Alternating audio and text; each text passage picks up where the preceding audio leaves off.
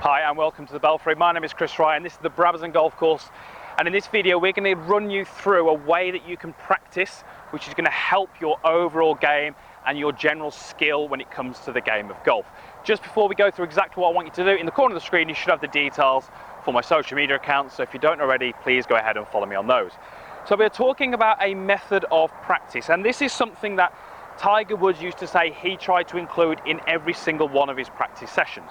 So we're talking about the idea of creating different ball flights with the same golf club.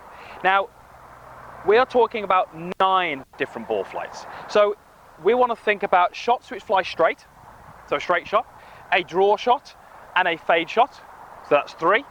But each of those 3 shots can have medium, high, and low trajectories, and that gives us our 9 shots. So you've got high draw, medium draw, low draw, high fade, medium fade, low fade, and then high shot, medium shot, low shot, but all straight. So what has to change to create those ball flights?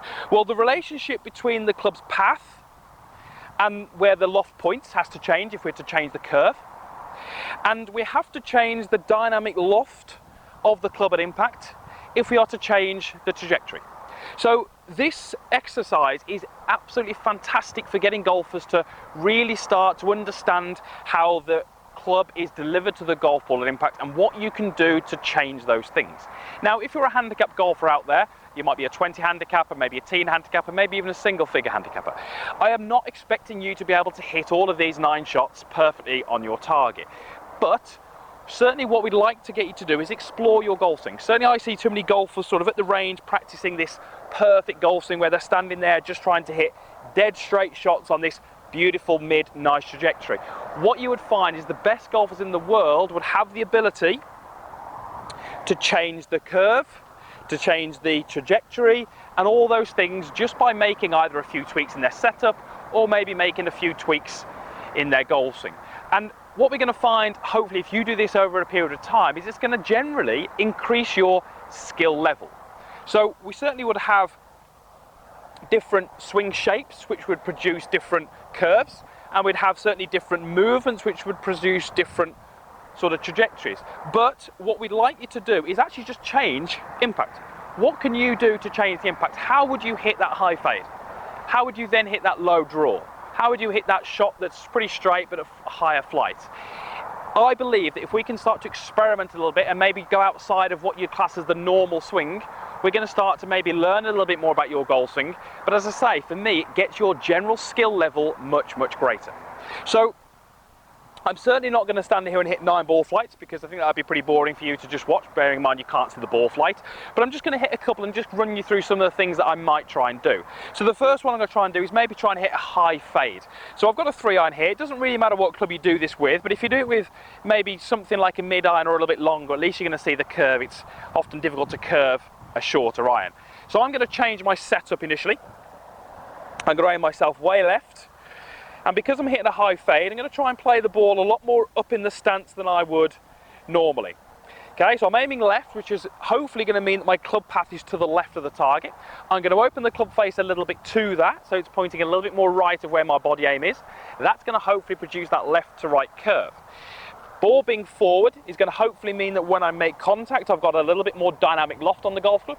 The approach angle is a little bit shallower, and that should give me the higher ball flight. So let's go ahead and hit this high fade.